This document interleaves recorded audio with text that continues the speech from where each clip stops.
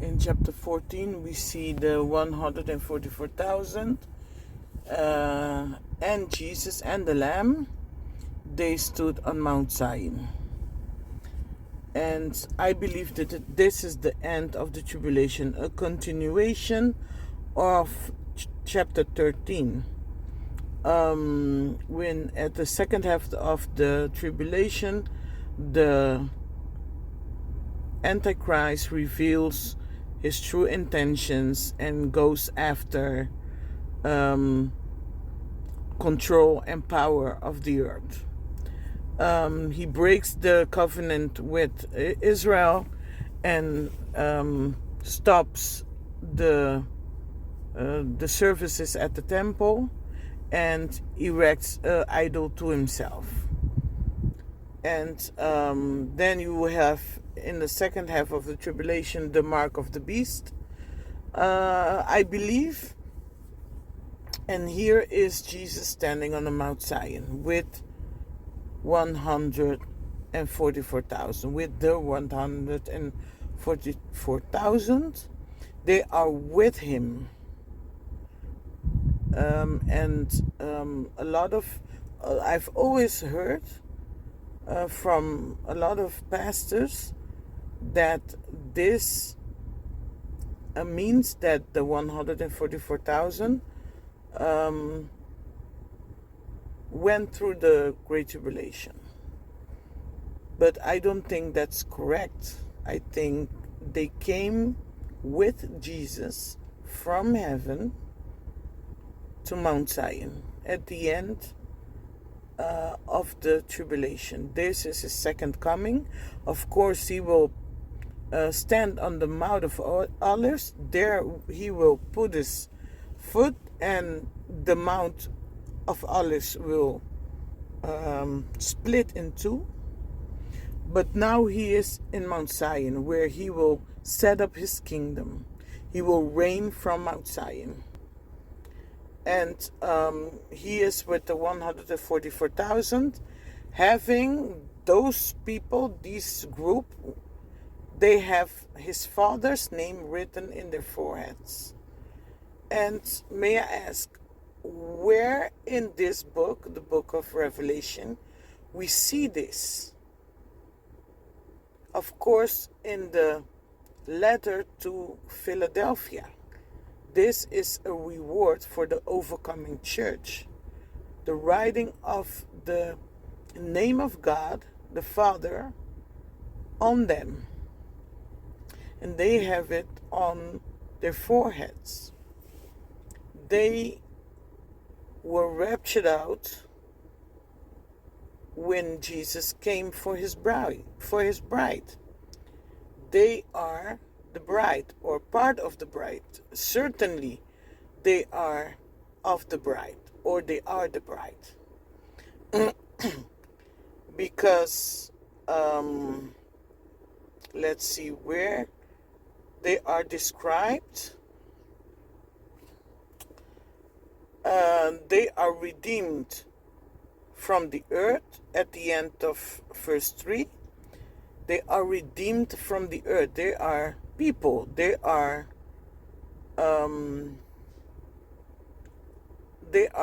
humans. And they were redeemed from the earth. And when we look in chapter 7 at the two groups, of course, the 144,000 is one of them, but the other group is the multitude no one could count. It appears in heaven, this massive group of people, and it states that they came out of great tribulation. But of this group, it doesn't state that they came out of great tribulation. It states they are redeemed from the earth. And you see that they were not defiled by women because they are virgins. That is, of course, spiritually. Defiled by women in the Bible is often seen as idolatry, serving false gods. but they are virgins. They are uncorrupted. They serve the true God, like the virgins of Matthew 25, the 10 virgins. And these 144 follow the Lamb whithersoever he goeth. They are obedient. They will go wherever he goes and do whatever he will that they do. They follow him. And these were redeemed from among men, being the first fruits from God, unto God and to the Lamb. Unto God and to the Lamb. So this group is first fruits. They are raptured first. They are if you know the way of harvesting that God taught the Israelites, you know the first fruit is the little bit of wheat that ripens first. It is ready first before the main harvest, the greater group. These people are the bride or part of the bride because they are raptured out first. And in their mouth was found no guile. They spoke the truth. They didn't deceive anyone. They followed the commandments of Jesus, of God. For they are without fault before God. Without fault. Because they were perfect? No. Because they were one with Jesus. One. They were one with him. And God sees only Jesus when he sees them. So they are without fault before the throne of God. And they are first fruits unto God and to the Lamb. They are unto God, they are offered to God, to the Father, but they came to the Lamb. They are his bride. And in the next couple of verses, we will see 4 angels. I believe they are 4 angels. Let's see. Yes, 4 angels. And remember, this is the end of the tribulation, I believe. And I saw another angel fly in the midst of heaven, having the everlasting gospel to preach unto them that dwell on the earth, to every nation and kindred and tongue and people. Is this what Jesus meant when he said, the gospel will be preached unto the ends of the earth, and then the end will come? I think it is. But of course, I could be wrong, but I think it is. And you can, of course, look into it for yourself and pray about it, and let God, let the Holy Spirit lead you and help you to understand. And I pray that for myself too. And that was the first angel. And there followed another angel, saying, Babylon is falling, that great city, because she made all nations drunk with wine of the wrath of her fornication. She was a whore. She is that great whore. So this angel proclaims that Babylon is fallen at this point. The third one, saying again also with a loud voice, it's always with a loud voice or a loud cry, If any man worship the beast and his image, and receive his mark in his forehead or in his hand, the same shall drink of the wine of the wrath of God, which is poured out without mixture into the cup of his indignation, and he shall be tormented with fire and brimstone in the presence of the holy angels and in the presence of the Lamb. And the smoke of their torment is sended up forever and ever, and they have no rest, day nor night, who worship the beast and his image, and whosoever received his mark, the mark of his name. Here is the patience of the saint. Here are they that keep the commandments of God and the faith of Jesus. So this angel, this third angel, is proclaiming another judgment.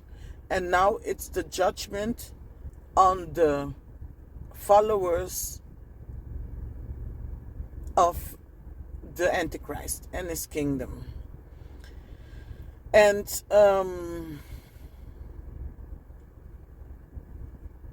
at this point, there is another voice heard from heaven.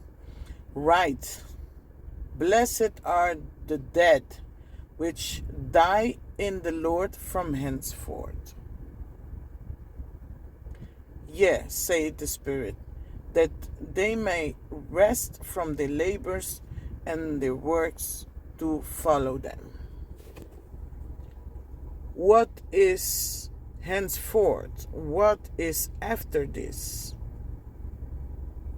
After the Great Tribulation, we of course will have the millennial, the 1,000-year reign of Christ. He could be prophesying about this time. He could be also speaking about the little days that are left of the Great Tribulations, of the Great Tribulation. At this point, there are only days left,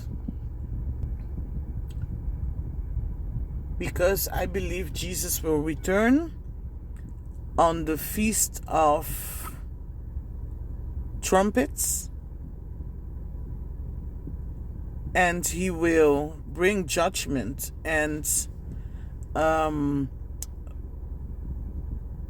reward and judgment, and following the reward of the saints and the judgment of not the great throne, just not the great throne.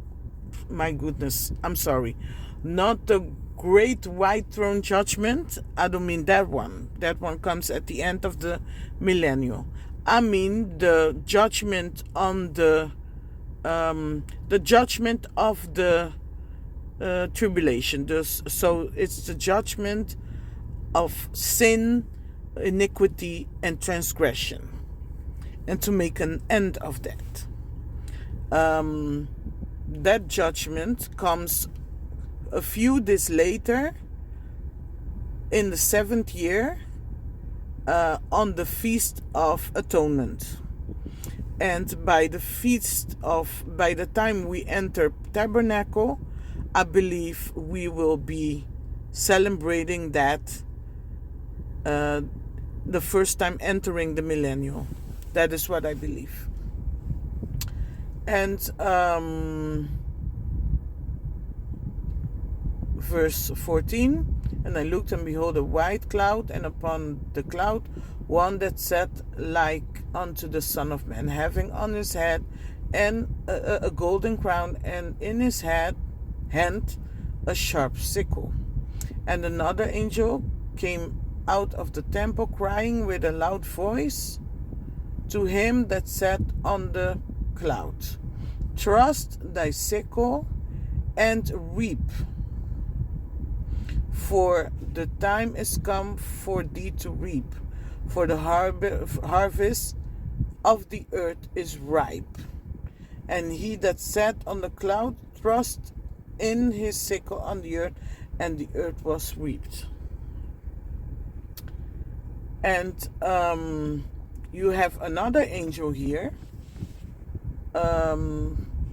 crying out and proclaiming with a loud voice. And we see Jesus, he's on the earth, on Mount Zion, and now he is upon a cloud. So I believe it's something like a transfiguration again. He transcends, and he is up on a cloud, and he is going to reap the earth. And the word ripe here in the original text doesn't mean it is ready. It means it's beyond ready. It is almost too ripe. It is really, really ready to be harvested. And it is past this time. So please harvest. Please throw your sickle, Lord, and harvest and reap. So another angel came out of the temple, which is in heaven, and also he has a sharp sickle. And yet another angel. We have 6 angels here. And I wouldn't be surprised if they were 7, because you have a lot of 7s in this book. And another angel came out from the altar, which had power over fire, and cried with a loud voice, with a loud cry to him that had a sharp sickle, saying, "Thrust thy sharp sickle and gather the clusters of the vine of the earth, for her grapes are fully ripe." Again, the same word. And the angel thrust in his sickle into the earth, and gathered the vine of the earth, and cast it into the great winepress of the wrath of God. And it was trodden without the city, outside the city, and the blood came out of the winepress, even unto the horse bridles, by space of 1,600 furlongs. That is, I don't know, but it is a distance. It talks here about a distance. 1,600 furlongs. It is a distance, but the grapes speak of judgment. So this is a harvest of judgment, and it is trodden outside the city, and the blood that comes out of it will travel 1,600 furlongs, and that is a huge amount of kilometers or miles. And you can look into that for yourself, because I'm not, I can go into it, but I will not. But there is something there too to be said. It is very interesting. So I advise you. I hope you do look into it.